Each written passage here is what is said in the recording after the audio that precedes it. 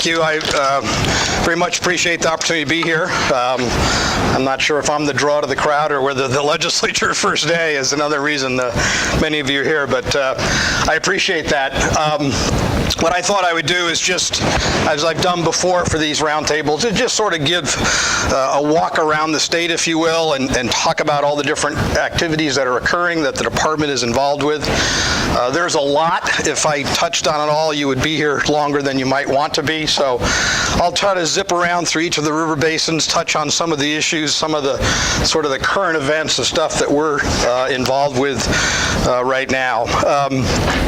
Let me just first start, because the session is starting.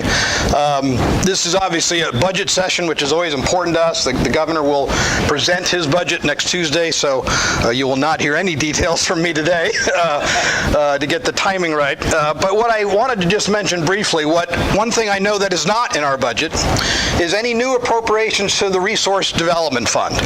And those of you that have been around Nebraska and water development activities for a very long time understand that that fund was the mechanism through which state dollars flowed to water projects all across the state. Began back in the 1970s. That program was scheduled to end and in fact has ended. So this will be the first year where the department is not asking the legislature for any general fund appropriations for the Resource Development Fund. There's 2 or 3 projects that were authorized that are wrapping up, and those will be completed. We'll continue to use the funds that were previously appropriated, but believe it or not, there is governmental programs that actually come to an end. Many of you know and were involved with the efforts that created the Water Sustainability Fund. That, of course, is the new fund, the new mechanism within the state that is managed by our department and the Natural Resources Commission. That really replaced the RDF fund a couple of years ago, and the momentum of that activity and the number of applications and funding that we're seeing is continuing there. But that is one thing that will not be in the budget because we didn't ask for it. So that's about what all I'm going to talk about there. We've only got a couple of very small legislative matters that the department itself will be bringing forward this year. Some cleanup activities from a couple of years ago where there's a push to reduce the regulatory burden on a lot of the customers that we serve across all the various state agencies. And there are a couple of places in law where rulemaking is mandatory. And the governor has been behind a push to sort of free up the agencies to have more discretion in whether rulemaking is really necessary or not. And there are a couple places in the statutes where it is a direct obligation. And we're going to be presenting a bill to the legislature that would change some of these shall have rules to a may have rules sort of environment to provide the agency a little discretion. If we don't think rules are necessary, why are we creating rules that basically simply restate what is already in statute? And there have been some examples where that actually creates confusion, not clarity. So we will have a bill that we're hoping to introduce or see introduce and get passed this year dealing with that. We've also got a very minor cleanup item dealing with how we provide notice and whether that is required to be through snail mail or whether we can use new electronic means to provide proper notice to communities and other stakeholders involved with our floodplain management program. It's a very targeted program within the agency. So we've got a couple of those little minor issues. You all probably know more than I what may be in the mill for this session. If you've listened to me at all since the time I've had the pleasure to be director, quite honestly, I'm not a big proponent for fussing with our water laws. I think my assessment has been since I've been here, and you'll hear a lot of what's been going on, is we simply need time to implement. We need the budgets, very critical, but then we just need time to implement what's already put in place. You are all very engaged in the water resources of this state, tinkering with the laws for the sake of tinkering without really a strong need, in my view, is sort of not helpful. There clearly are places where I wish our water laws were a lot clearer, but correcting them is almost harder than just working through them in many cases. And so we have put a tremendous amount of emphasis on just simply moving the ball forward when it comes to the water resource management responsibilities that we have. We're not going to get caught up in the debates of some of the activities, but to just try to work with the partners, work with the people we need to work with to accomplish positive results. And we've got some really good examples of that here recently with the help from Mother Nature, quite honestly. Nothing like water to solve a water problem, to make things go away. So we're hoping it'll be another quiet session. Senator Hughes, if he remains chairman of the Natural Resource Committee, has not minded that we don't bring a lot of water bills to the legislature. It's very complicated sets of changes, and but we'll see. I know there's some proposals floating around, and we'll just begin to see now, starting today or tomorrow, what gets introduced. But you're not going to see a big push from the agency to look at making new law or adjusting some of the laws we have. The big changes that occurred so many years ago, certainly with the LB 962 initiative, we have simply needed the last 15 years to get ourselves in a position to really push those changes through. Those were huge changes to this state's legal framework, and it's taken a long time, lots of litigation, lots of other activities, but in my opinion, we're at a sort of a maturity level of the relationships, of the staffing, of the funding that both we have and primarily our partners in the natural resource districts to be able to really push through the conjunctive management themes that were so important to that legal change. So, okay, let me step back. We'll start. Let me start in the Republican River Basin. Always the fun, and quite honestly, it's more fun now than it's been in quite a while. Apologies to Don. Fun for me too. It, of course, as you all know, has a longer history than I care to remind you of, dealing with controversy and litigation in that basin, and that is simply over. The big interstate cases were resolved. The three states are getting along now like we never have before in actually trying to work through water management issues as water managers, not through somebody wearing a black robe. And couple that with the fact that we've resolved a whole series of interstate cases successfully at the state, to the state's acknowledgement and to our success, and that has simply changed the dynamic and it opened the door, quite honestly, for relationships, detailed day-to-day working relationships to emerge, and that's where we've been. There's a number of people here that participated in the basin-wide planning process that has took 5 years, started before I got here in late 2014, but is in the final steps of approval by us and by the 4 natural resource districts on a new long-term basin-wide plan throughout the Republican River Basin. That has been a huge effort to put in time to bring what many people have characterized as the warring parties together and to sort of work through across the table, through communication, through extensive education, through a tremendous amount of data sharing and information sharing from the department, from the natural resource districts.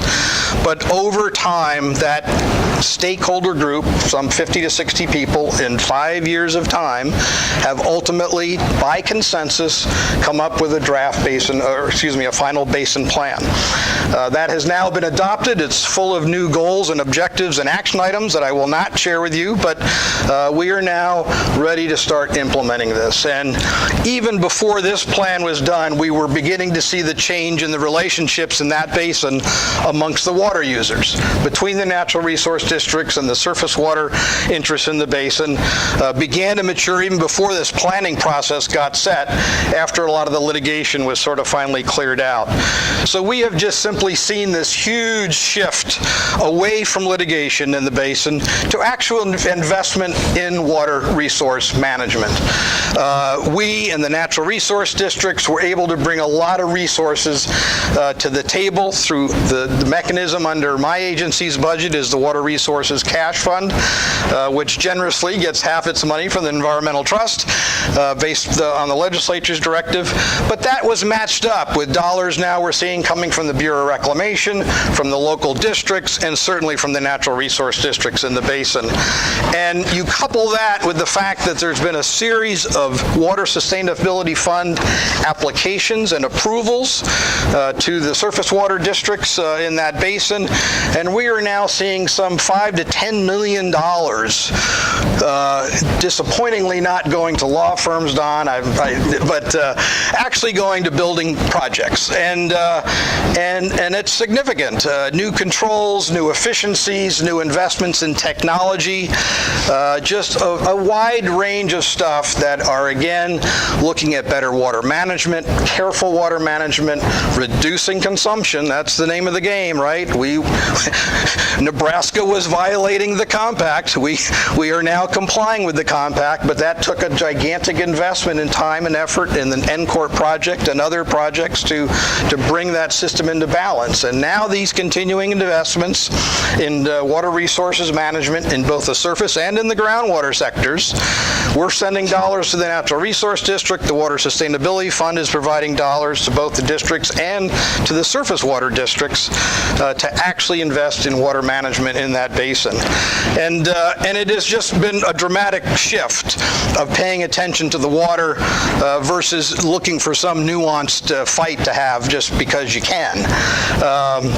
That coupled with Mother Nature, again, like I joke all the time, nothing like a little water to solve things. I mean, Harlan County Reservoir is nearly full as we sit here today. It has not been in this condition for 7 or 8 years, I think, if I looked at the data correctly. So that is why we're pushing hard, so hard right now to push forward on the investment side. We want to take advantage of the fact that we don't have day-to-day water resources drought pressures on the basin. We actually have some water. The producers can be comfortable already that next year is going to be okay. That allows the districts and the management to advance these projects, to put things in place so that we know when the inevitable drought returns in that basin and everywhere else in this state eventually, we are simply just better prepared. We're better prepared to get through on those tighter water years, whether it's surface water or groundwater. And so that's sort of the strategy that we've been pushing forward. The Natural Resource Commission has provided lots of grants to the entities seeking funding from the Water Sustainability Fund, coupled with the money we get from the legislature. And again, it doesn't happen without the partnerships that we have with all the natural resource districts in that part of the state. So that's really been a significant shift. I like highlighting it. It's a good news story away from just constantly reporting to you on the latest lawsuit and who's winning and who's losing. We're actually worrying about the water right now and less about sort of the positions. The other thing that is occurring, of course, is we did have a meeting just yesterday amongst the 3 states, and our 2 state partners, Kansas and Colorado, both had a governor change in their state governments. And so we had sort of an unusual meeting where the other 2 states were kind of wondering whether they're going to have jobs or not, and who the new bosses are, and just the transition period in those 2 states' governments is just going to take a little bit of time. Again, that's okay with me. We don't need to be fussing with stuff or fighting with each other or debating issues when we can just quietly push forward and invest on the ground changes that need to be in technology or other sorts of projects that are coming forward. And the creativity and the interest in those projects is really going along. Again, Mother Nature has helped. Mother Nature has helped to the extent where we've now gone over 2 years without any augmentation pumping to keep us in balance under the compact in the Republican River Basin. That was, you folks were here before I was in watching the NCORP project and other projects like that mature, and to see the backstop, the insurance backstop that a project like that gives the state of Nebraska is very valuable. And it was always, nobody believed it when it was built, but it was always anticipated that it would not be on all the time. And sure enough, hydrology has proven The cyclical nature of the basin is occurring, and we're now in a good cycle, and we're meeting our obligations and our legal requirements from one end to the other without the need for augmentation pumping right now. That's allowing the aquifer in the area to recover, and things are okay. There's no reason to be panicking about how things are working right now, in my view. And to create controversy where you don't need to is just a frustration to me after you've worked so hard to get past some of that frustration. The last thing I mentioned, and I didn't bring my big check that Jesse made for me. I've got this really big check that's about half the size of this whiteboard that's written out to the state of Nebraska for $4 million signed by the state of Colorado. We settled the last sort of open-ended piece of the litigation between the states with a potential non-compliance claim that we would have had against Colorado, as did Kansas. Colorado actually came to us, offered to negotiate a settlement. We ultimately did negotiate a settlement that was approved by the governors and the Attorney General's office. And we've accepted dollars in exchange for the water that they illegally withheld from that was due to Nebraska. The governor and the legislature have wisely directed those dollars to come to my agency. And they've also wisely directed and limited me in making sure that those dollars are invested in the basin and they're invested in surface water development projects. The people that lost the water that Colorado was withholding or certainly didn't meet their obligations. So we've got yet a new bucket of money that we hope to leverage again with Water Sustainability Fund, with the irrigation districts, perhaps with the Bureau of Reclamation through grants, and just do that much more and to really deploy those dollars on top of the money that's already flowing in there to really get a hold and tighten up, better control, better manage, better measure, better monitor, using technologies to help the Republican River Basin. And I really think we're on just such a really good track right now. Keeping ourselves from being strayed from that mission is really kind of the challenge, but we've now got this basin plan that sets out that framework that's going to allow us to take a look at the goals and the objectives and the action items and begin to really incrementally check the boxes and push forward on what the consensus plan came together on. Okay, let me move to an easy one, the Platte. Similar to the Republican, the Platte, though, has already been through one round of basin planning in the past. That first round plan ends this year, and so we started several years ago working again now with 5 natural resource districts and the other major surface water and other stakeholders across the upper Platte Basin on developing what the next 10-year water basin plan is going to look like for the Platte. That, too, is coming to closure here in 2019. A lot of the work is in place. There are final reviews, a lot of processing that the law requires to go through by both us and, again, the natural resource districts to put the plan in place. But it is also nearly complete. The first plan went from 09 to 19. We're now looking from 20 out to 29 in the Platte River Basin.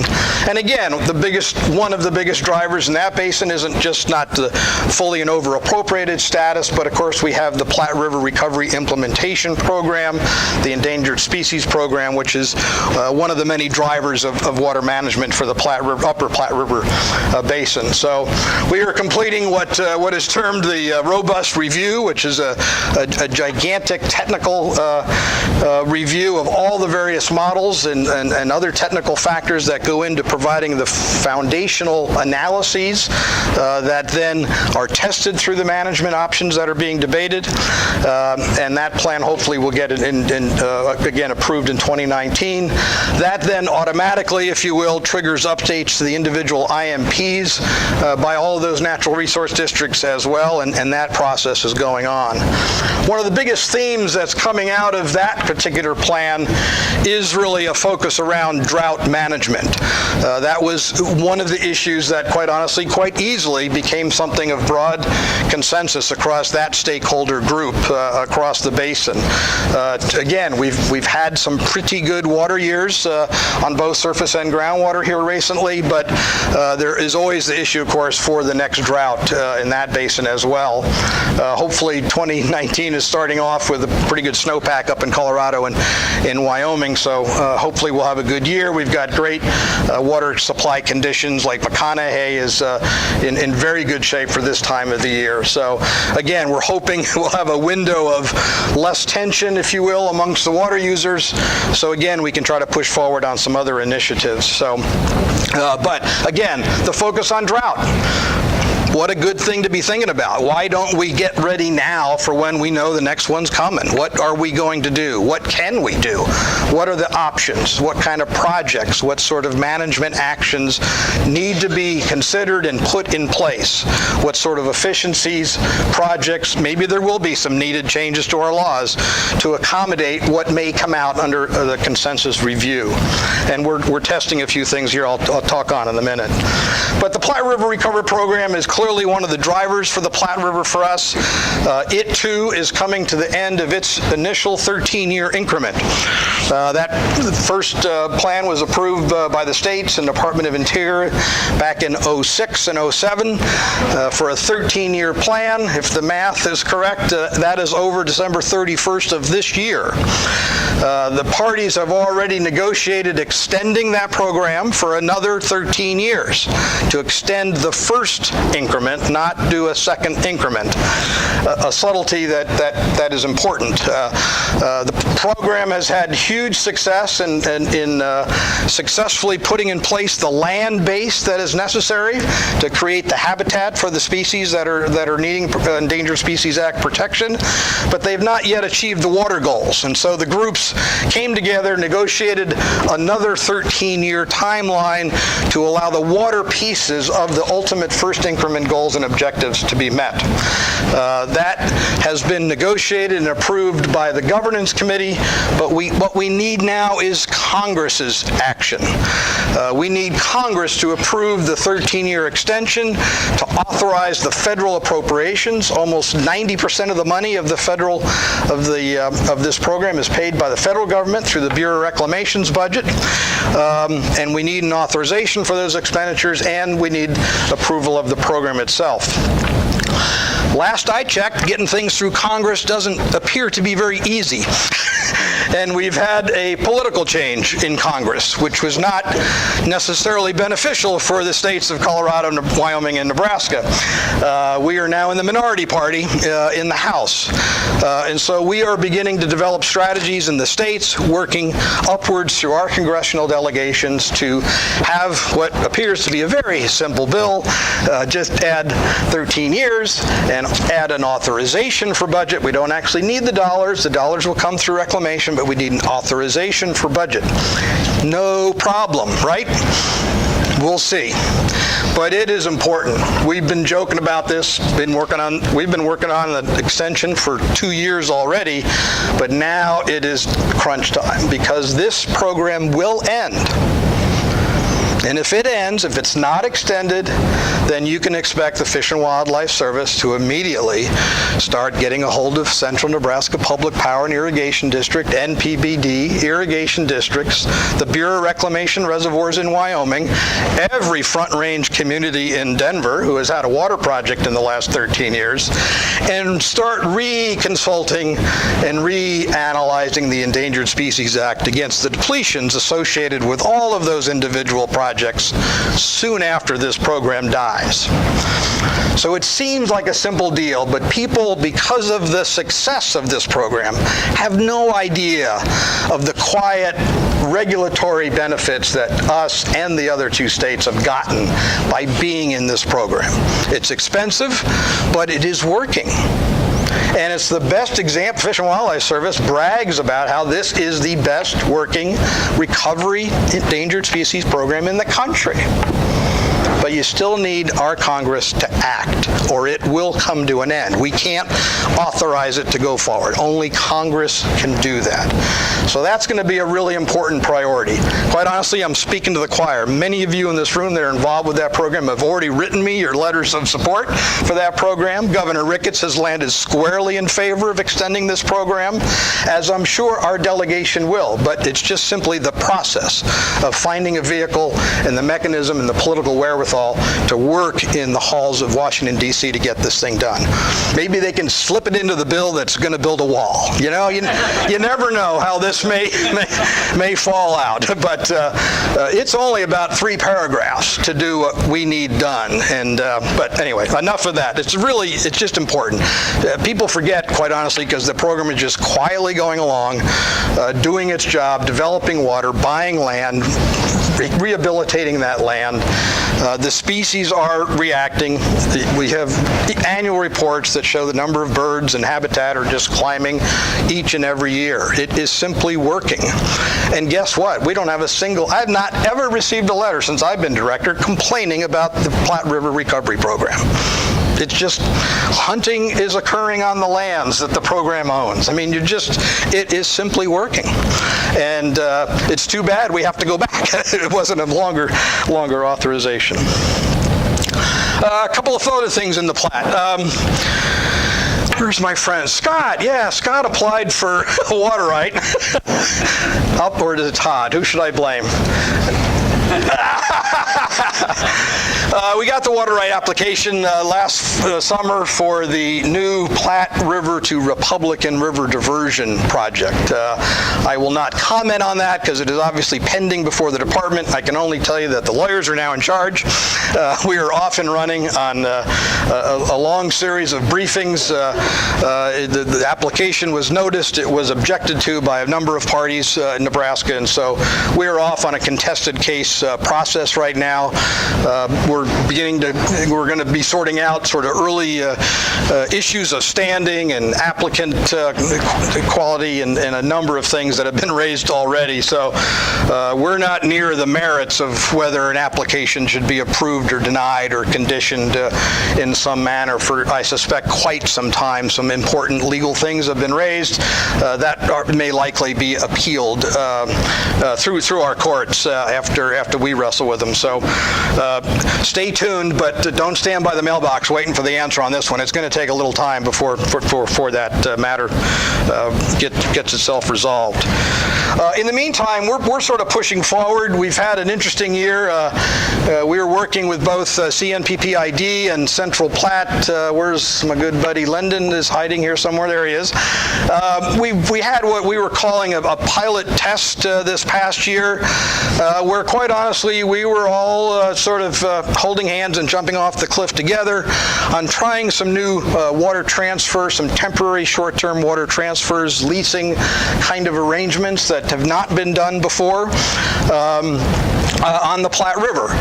Again, these were mechanisms where, quite honestly, our job is to make sure no other appropriator is affected. That's the state, it's our department's job, and to see if we could free up some water that then could be leased to the Platte River program. So the Platte River program is involved. They're basically the checkbook. They're interested in finding water for the program that can be managed appropriately for the endangered species. We're looking at some testing some ideas.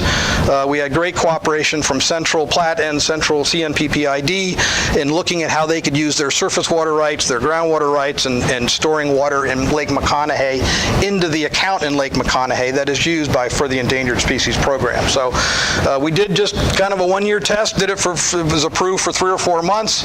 We're now looking at the results of that, and we'll see whether we want to tweak with that or press forward in a different manner. I know there's interest, Jeff, I saw Jeff here, NPPD is interested in maybe taking a look at this and see whether there's a role for them or not. But again, we're trying to look for some creative ways that we can work under our existing authorities to be able to manage water differently that can result in both a financial benefit as well as a water benefit to the endangered species that are quite honestly a joint interest underpinning to all of the interests in the basin. The other thing we're working on, we're calling DSS, Decision Support System. We are working on developing a sort of a new tool. Those of you that are tracking issues like the proposed new diversion to take excess water from the Platte to the Republican, we have these pilot leasing projects. We have the program itself. We have a lot of applications, primarily from CNPPID, looking to divert surplus waters when there is a surplus, when we get big flows coming out of Colorado or Wyoming. Can we take advantage of those even though we're in a fully and over-appropriated basin? Can we take these rainfall periods or snowmelt runoff periods and put that excess water to use? And we quite honestly, the department needed a better tool to help us decide how to manage those kinds of temporary, short-term excess flow demands.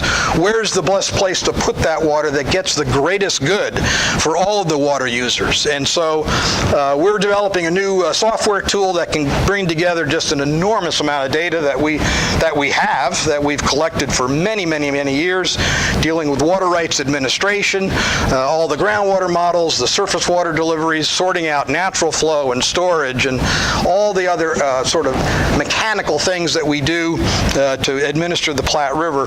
We're going to try to automate that and bring that into a system that gives us a better handle on where is available water, how can it best be used to recharge aquifers, to, again, allow us to take advantage of those good years, throw it in the ground, put it in reservoirs to better benefit either the endangered species or the offset requirements we have to get back to fully appropriated status. So there's just a lot of good work, a lot of attention on nobody wants to give up their water rights and the water use that they have now.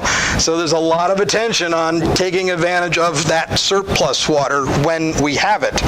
And we're not going to have it. I mean, people just forget. We've had too many good years here recently for people. They need a reminder of 2012 and other really bad hydrologic years. And that's what happens. Everybody kind of forgets the bad and they think having good years is the new norm. We want a better tool in place to really make sure we can make better decisions at the department as to where those surplus flows can do the most good for the broadest set of water users in the state of Nebraska. And so we're working on that right now in the Platte River Basin as well. Let me run through a couple of these other ones a little quicker. They're not nearly as complicated as the Upper Platte and Republican, but making good progress. Again, as you move east of those basins, that is the water plentiful area of our state. And so they are not under the pressure that the other two basins are when it comes to water management. But I'm telling you, the natural resource districts all across this state have sort of risen to the bait. And we've just seen so much positive movement here in the last couple of years. One example I'll briefly touch on is in the Blue River basins. We are off on a joint technical modeling exercise right now with both Upper Big Blue and Lower Big Blue. There's also aspects of Little Blue and Tri-Basin involved because they also have part of the overall Blue River Basin together. And we are beginning here a very creative thing that I think Marty talked on the last time we had a water roundtable, but DEQ and DNR are together looking at doing some joint planning with those natural resource districts to bring in the water quality planning aspects that DEQ is managing and the water quantity aspects of water planning that we're doing. The districts have stepped up. This is a voluntary basin process. It's a voluntary IMP process that they are willing to step up and for them to gather the data, create the groundwater models, surface water models, and to begin to look at the interaction of the surface and groundwater in those basins, and then to mix in the quality issues that are of concern and the planning processes that DEQ manages in a single comprehensive sort of stakeholder process. It's kind of a new experiment, if you will. We may agree to never do it again, or it may work like clockwork, but we're trying that out. We're thinking, wow, why do two different state agencies do planning in the same basin separately? That just made no sense to us. The quantity-quality link is just so obvious you can't stand it. So we're trying it. And we're trying it in the Blues, where have a pretty good water supply. So again, that's a good place to try something new. You're not into the world of tension. And so that's where we are. So we're plodding off. We've signed some recent contracts, hiring consultants.